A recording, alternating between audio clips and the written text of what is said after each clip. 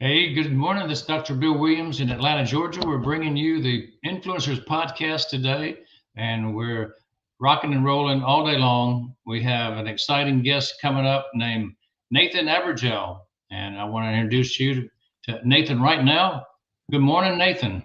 Good morning. Thank you for having me. Good. Hey, I understand you're on the West Coast. Is that right? I'm in Los Angeles. I just moved here from Paris, France, where I'm originally from. Well, thank you for getting up early if you're out there. I appreciate it. Of course. Tell us about your life and how you got started. What happened? Who you were surrounded by that inspired you to do what you're doing today? So what I do today is I basically help companies do influencer marketing, and the way it happened is I've pretty much been a gamer all my life, and my first job was being a shoutcaster for professional gaming leagues for a game called League of Legends. For those who know, and I remember influencer marketing then was not really a thing.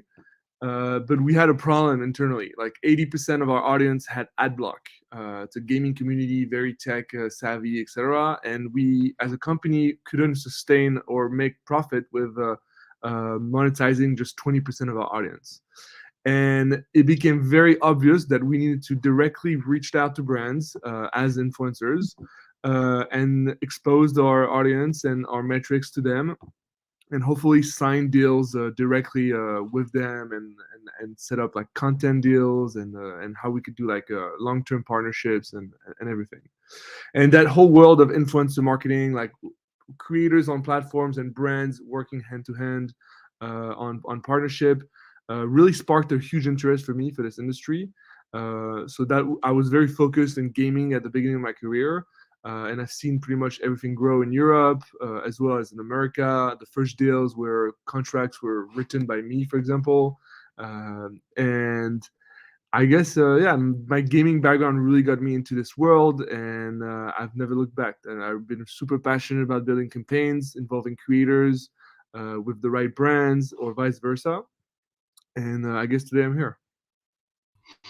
Thank you for sharing that. I appreciate it. And what we find is that some of the successes in life come from our greatest failures. So I wanted to start off by asking you your greatest failure. What did you learn, and how did you recover from it to become as successful as you are now? So I would say when I think about my mistakes, I think of a job experience I had with a company called Icon. That was a startup in the gaming scene as well. That got a lot of momentum, a lot of success and high growth very fast. And I was their first marketing hire, and I was almost positioned as a manager very quickly. I managed like one person, then three, then six, then up to like 10 people at some point. And I would say that I clearly underestimated the workload of a manager. I came in with the approach of okay, a manager is like you just tell people what you want to be done, and that's it. And I made that mistake of almost like underestimating the role and the leadership, like the leadership quality of a manager. And I would say for a few months, I just did a terrible job at managing a team, thinking that it would just be as easy as just like sending a list of tasks to do and just giving feedbacks on work. And I quickly learned that this is not how you should build a team. Like you should really trust and build relationships. And it's almost the other way around. Like the manager works for the team members, for them to really optimize their work, being organized, and everything. So I remember the Icon for I know I was put in a position I was not expecting that fast, and I wish I gradually got a bigger and bigger team in like a longer scope. But yeah, it was quite a big failure, and I did learn a lot though about management, and it got me really interested in improving that skill on a professional level. Sounds like you learned a lot and you proved the Peter principle that we often get promoted beyond our knowledge or capabilities because the people above us don't really know what we can do. And But that leads me to it was a great learning experience. Yeah, it was. I mean, the startup world is chaos, and sometimes chaos can be overwhelming, and but it's always a great experience. And our audience that's listening are trying to pick up hints so that they don't fall into the same trap. So, from your experience, what are the top three reasons people fail as they move up the entrepreneur chain? I think why people fail. I think the first thing is people underestimate the challenge. We tend to build ideas of what success is and like how to be successful. Like we tend to walk in situation with like expectations, and I feel like whereas it's easier said than done, it's very interesting to be very like neutral about situation and coming with an open mind and understand that literally failure can come from everywhere, and like people should be cautious about every step of the way.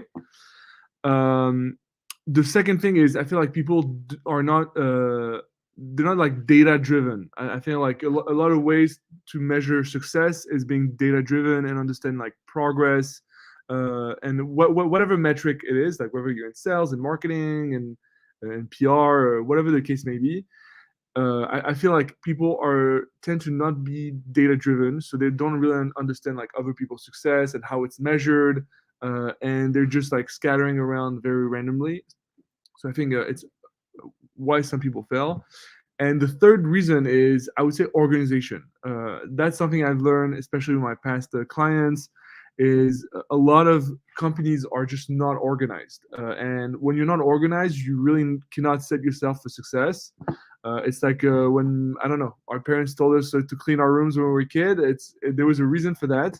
And the same reason that we should be organized in our company when it comes to like communication, files, like all those little details where they may seem a bit like um, not that important. I think they mean a lot. Like and when someone is organized, like time is optimized, and then you set up yourself for success, and things just flow from this. I couldn't agree with you more. I found that I based my company growth personally on key performance indicators, management by statistics, knowing the numbers, and any business that wants to grow has got to be tuned in to their numbers. Exactly. I've been always surprised by entrepreneurs that just know their numbers. Like and like when a successful entrepreneur talks to you, it just makes sense. You're like, oh yeah, of course, like this just makes sense. Like he's successful or she's successful. Like they know the numbers. They're so organized in their thoughts and in what they plan to do in the next 2 years, 5 years. Like they have a really clear vision. Um, and yeah, it's something you see really commonly in successful entrepreneurs. Good insights. I think everybody would learn a lot from listening to that last few minutes about why people fail because they're really accurate. What about what motivates you as we go into the lightning round and a lot of questions will pop out that will lead us to a conclusion at the end about how to be successful in business. So tell us right away what Nathan motivates you internally. So I would say I'm still like in my 20s and stuff. So my answer would be like to make my parents proud. Like I'm very fortunate to be able to work and spend my days doing something I enjoy and in an industry that I truly uh, like feel impactful in. Like I've seen the birth of influencer marketing with like the gaming studio I used to work for. I used to be an influencer. I used to be a influencer marketing manager at companies. I also worked at agencies connecting brands and creators. So I really wore many hats, and I would just say like, yeah, I wake up every day just like wanting to make an impact and make my parents proud. As cheesy as that sound, it's that simple. Perfect. Well, what is your Zono company motto? Okay, I haven't thought of that. So something I really want to like something I really do with Zono with each client is I really want to build a purposeful campaigns, meaning that I don't just take a brand's budget and spend it on whatever influencers would say yes. I would really do my due diligence and do research and go deep into like influencers world and really understand if there's a match to their brand, to the world of an influencer, to the message of a brand. So I would say yeah, like some companies they can get you 100 thousands of influencers. Me, I'll probably get you like four, five, six, but they're gonna be great. So I would say if I had a motto, it's just like, yeah, campaign with purpose. Quality over quantity, huh? Always, always. So tell me about the success secrets that you can share that others can model from. Yeah. So the first one for me is build strong relationships. I think it's the number one thing. Like business is a human thing. We're all humans here. Like, and I think a lot of people tend to just like either overthink it or just like really underestimate like what relationship is. It can mean just being nice or cracking a joke on a Zoom call. It can also asking how people days are going before a Zoom call or a Zoom meeting is starting. But I really try to be like building a relationship is always my first intention when I talk to someone instead of like getting something out of them or from them or and I really think it's a great success secret that a lot of people like don't really they don't walk in with into calls with the intention of building a relationship, and I think it's also a mistake. um the second is you just said it, quality over quantity. For me, it's I've always been like this. I think, especially in influencer marketing, quantity can be very hurtful for a company's budget, and the quality is just like, yeah, like for me, we're in the business where quality will always overtake quantity, like no doubt. Um, and my first success secret is, I would say, it will sound cheesy as well, but I would say honesty. I think honesty in is a business secret that a lot of people are like overviewing, like being honest in business, being honest with influencers, and it's also part of like building a relationship either internally in your company or externally with like partners and stakeholders. Being honest and about a situation, whether a performance was not up to standards or an influencer video is not good, whatever. Instead of like going into a spiral, thinking, okay, like okay, maybe we can put this under the rug, etc. Like being honest, even if it's pointing at a mistake or something that was done poorly, is only and as long as it comes with good intentions, is only going to be fruitful for a relationship and for just like a business partnership. I totally agree with all three of those. And Nathan, I heard a story yesterday, matter of fact, of a company who was dishonest in their description of their existing capabilities, and it was easily found out, and it basically banned them for life from being Oh, in that industry. And it was really detrimental because they basically expanded their capabilities, what they could do. And when you have people that can find out the truth, you basically sink your own ship. yeah, that's yeah. For me, the example I want for this specific one is I remember I worked with an influencer. I connected a brand to an influencer, and the influencer provided a video that clearly was not up to a good standard. Like it was clearly not great. Is this for me or I'm not sure? Okay. Um, and and basically like the video was not up to a standard, and I was like very honest with him, like, hey, like this is not good. Like we can send it if you want, but this is not good. And it's not even like it's not good for this specific relationship. Is that if other brands will see what you did for this brand, you're basically going to hurt yourself at the end. And then I explained why it's not good and what this influencer should do to make it better, and how like making great relationship with first partners can be like huge for an influencer's career.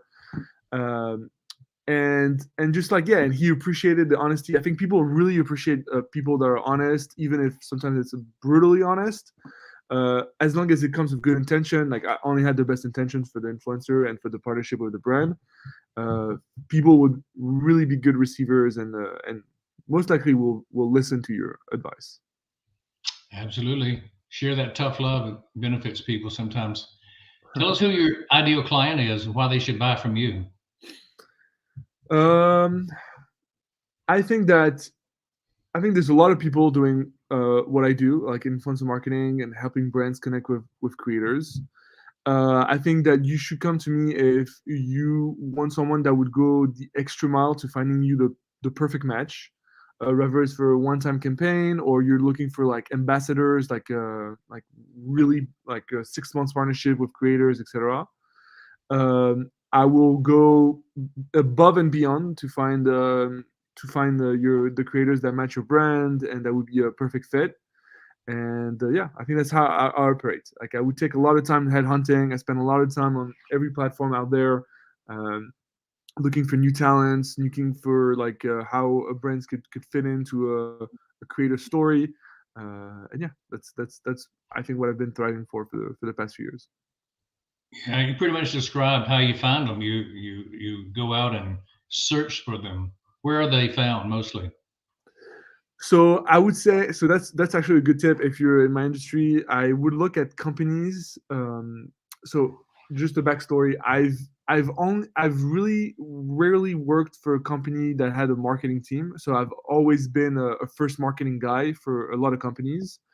And the reason is that I look at companies that raise the seed funding or Series A, because for me that's a signal that they're ready to spend money on marketing. Like they find product market fit, they want to get some data and some use in the door, and if it's working with a medium or a small creator and they want to get first users in, I reached out to them and I offer my services. So obviously I'm an outsourced service, so they don't have to employ me or anything, and they will usually spend their first marketing dollars with me, and then I will start my research for creators, etc. So I would say an ideal client is a startup that has product market fit, and that is trying to get first a wave of users in and wants to work with creators. That's very clear and concise. Thank you for sharing. Tell us your well-defined product and service that you offer these uh, startups. So I would my offering is comes down to three pillars. So the first thing is influencer marketing. So I would go ahead and headhunt, negotiate, and set up deals with creators, whether long term, one-off promotions, or long-term partnerships that can go up to 6 months, 1 year, etc. The second pillar is social media. So I could manage your social media, manage your social media advertisement, Facebook ads, Instagram ads, YouTube ads, all that. And the third one is content creation. So I've grown a huge passion for TikTok and making viral videos on TikToks and working on anything from editing, titles, thumbnails, the storyline of a video. And I've helped companies build video series that are still ongoing even after I left. Um, and yeah, I would say my main one is influencer marketing. But once I get into a relationship with a company and we start discussing their needs, I usually overextend when it comes to like social media and content creation, and I try to do all three. Sounds to me like you've got a formula and you've got products lined up to crush your competition. Is that how it works? You can do better because you're hands-on? So I wouldn't say I crushed my competition. I definitely I'm still a one man army, so I still have my weaknesses, obviously. Um, but yeah, I try to be as human and possible as possible in this process. I try to give more attention to some details that others are maybe overlooking at. And so far, I feel like I've done a good job. Now, you don't win every battle. How do you handle the objections when they do come up? So I think everything is a numbers game at the end of the day. So I don't really overthink about one rejection. I'm trying to think about what's my rejection to not rejection or acceptance ratio. So I usually don't really get caught up in rejection. I would say sometimes I get passionate about a company and I'm really into their mission or something or their product, and I really get emotional about like wanting to work with them. But at the end of the day, like if I cannot add as much value as I can, like I don't want to force anything. So I'm I'm okay with rejection. I understand that. What about an angry client? Do you ever have to respond to those? Um, I don't have an example of like a angry client. I would say like maybe people that had they over expected the results from an influencer marketing campaign, or clients that think that like, okay, if I spend X on a creator, I'm gonna get X plus I don't know, in revenue. I try to really understand the why of their angriness and try to communicate with them. And I think when a client is angry, is also a great opportunity for you to build a strong relationship. So everything is an opportunity. So if a client is angry, it's a great way to chat, understanding the problems, and see what we can do going forward. And I think it can only be beneficial for one's relationship. Perfect. How do you deliver a 5-star client experience? So what I try to do as best as I can is set expectations and describe every step of the way I will take, so that there's no blur or there's no okay, I'm not sure what Nathan is doing today, for example. I try to really set a roadmap when I work with a new client. This is how we're going to do it. This is what I'm going to do. This is what I will update you on, and almost like a clear timeline of how I will do it. And I feel like when a CEO or someone, like a client I would work with, doesn't have to worry about, okay, what is Nathan doing right now? And he almost can trust me because I've delivered enough expectations, timelines, all those information. I would say the 5-star experience comes from not only them not having to worry about what I work on, but then seeing results that was worth the time spent on and the money spent on me, etc. Now you're in the business of brand ambassador creation. So how do you convert your clients into your own brand ambassadors? Interesting. So actually, most of my clients came from older clients introducing me to them. So I would say I just let the work speak for itself in a weird way. But like I think when you see, I've often seen companies telling me, "Oh, I love the how this creator worked with this brand, and I heard that you guys did it. So how can we be involved? How can we do something similar?" So yeah, letting your work speak for yourself is almost the best thing you could do. Yeah, Word of mouth is the king of all marketing by far. of course. What are And I you guess grateful it's for today, marketing Nathan? all like that. Look, I'm grateful. I'm grateful to be alive. I'm grateful to be healthy. I'm grateful to be here in Los Angeles. For me, being in the U.S. is a dream come true. As I told you at the beginning, I just moved here from Paris, France. So every day, I'm grateful to wake up here in LA. It's been amazing and a dream come true, literally.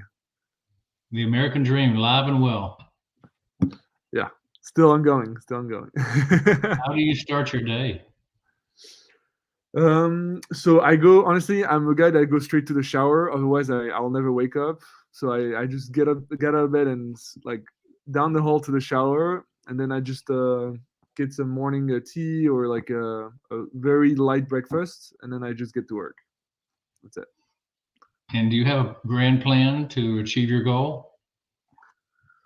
So I guess planning is not something in my strong suit. I tend to take things a bit more like I have the dreams. I have a vision of what I would love to accomplish, but I tend to think about more in the present of what I could do each day, um, and um, and see where it takes me. Like I'm trying to execute on my ideas.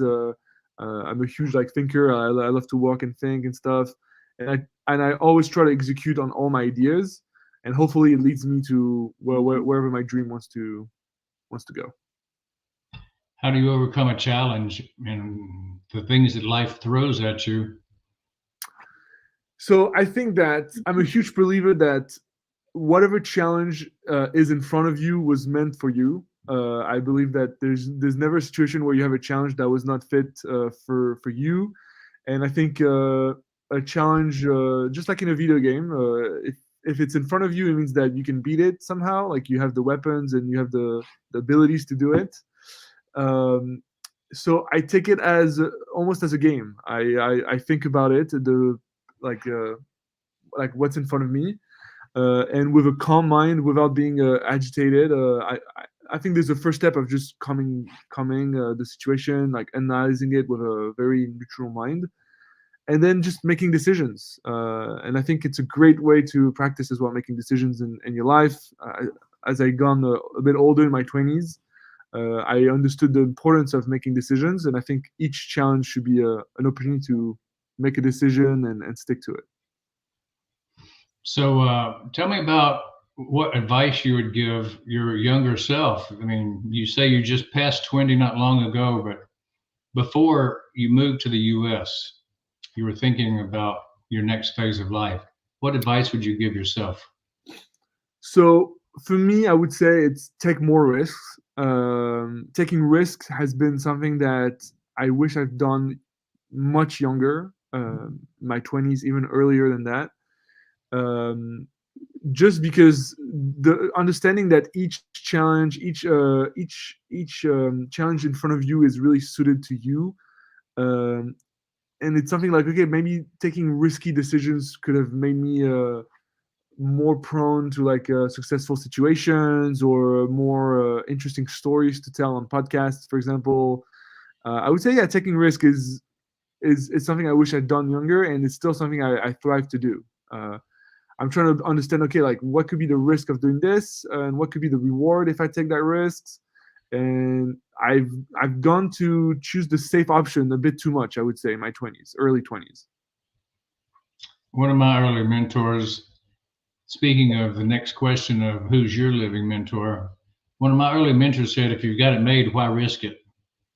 Of course, what did I do? I went out and risked it. Yeah, wow, that's good. Yeah, that's a good one. I'll remember that one. Who's Uh, your living mentor? so I would say my father is definitely my father, a huge inspiration for me. He immigrated from Algeria to France when he was very young, and he's a self-made man that now is retired. And yeah, like I'm super impressed, and I admire his journey through going to another country, just like I'm doing now, living in a new country. And he always has a say that sticks with me is who dares wins. And I guess it's also something I should apply to my risk taking abilities. And yeah, huge inspiration. Sounds like you blessed the risk taking and said, go for it, my son. Exactly. Yeah. So yeah. Tell me about your impact nature. Why is it important to you to be impactful? Um,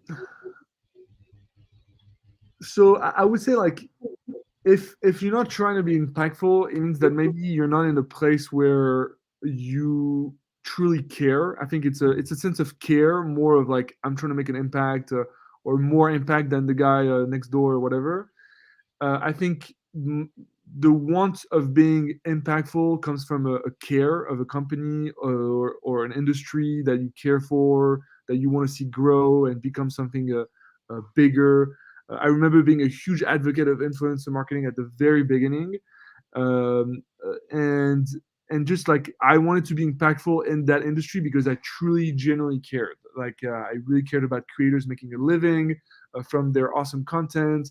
I generally cared about companies building better marketing campaigns using influencers. And yeah, that's basically the why. Is because I just care. I care about this industry. I care about the creator success, and I wanted to see it grow and get bigger each year. Tell us what you would like to be remembered for. Well, so I mean, I love to be remembered as just a joyful guy that has always been that comes into every room with a sense of warmth and that oh sorry a sense of warmth and that you want me to do it again or so I guess I want to be remembered as someone that approach every room, every conversation with a very wholesome way, like someone that has always been also a hard worker, and that was always want to be truthful and honest and yeah, and just yeah, honest in his way of doing work or in his way of doing or building relationships. Yeah, that's pretty much it. Tell us how we can support you. You can have this chance to share your links and podcast and company websites, anything you'd like. Of course. So I would say right now I'm sort of beginning a new journey here in the US. But if you want to connect with me on LinkedIn, I would love to connect and understand what you guys are doing. Even if it's not like a paid thing, I would love to help if I can be helpful in any way. If I can give you a second opinion, I love to connect with entrepreneurs or creators. I do help a lot of creators on my everyday life, even for free, just like negotiating contracts or reviewing contracts or just like story ideas about contents to do. I love brainstorming with different creators in different niches. So please feel free to reach out to me either on LinkedIn or Twitter. I think those are were more responsive. And yeah, that's it. Very generous offer. I think people can certainly gain from your experience. It's something a lot of people want to know about is how to be an influencer, how to be a brand ambassador. So that's a very strong offer for resources. So let Of me ask course. you this. What would you say about being a guest on our show today? So first, I had a good time. I'm very thankful to you. Actually, I think you have a good show, and I think what you're doing is great. I hope I was up to to the standards, and I think I did okay. I think I did okay. I'm not sure, but I'll probably rewatch this until I'm sick of seeing my face. That's a great answer. And certainly thousands will actually see this video live on LinkedIn, Twitter, Facebook, and YouTube. So I hope they'll comment below in the sections and talk to you about how this show impacted them, and your influence will grow, I hope. And that's one of the things that we wish for the people that show up on the Influencers podcast is that they are magnified because they're doing something worthwhile. They're doing something that benefits the rest of us on the planet. So thank you for being with us. And I want to give you the last words as before we close the show off. I'm going to let you have the final word to address the audience. So Um, so yeah, thank you so much for watching. I would say I want to go back to something I said is that the challenge in front of you is in front of you for a reason, and it's because it fits you and your abilities to resolve it. So when next time you have a challenge or something, a situation that's weird or something you have to deal with, just try to remember that. I know it helped me a lot throughout my career, and if a challenge is in front of you, it means that you can solve it. So try to take a step back and a breather and really approach it with a fresh mind. So yeah, thank you so much. Feel free to reach out to me. I'm happy to help and discuss with everyone. I really look forward to connecting with all of you guys. And yeah, have a good day. well, this has been Dr. Bill Williams on the Influencer Podcast, and a great Wednesday with a lot of friends on board today. So stay tuned later this week for more broadcasts of the Influencers Podcast coming live from Atlanta, Georgia.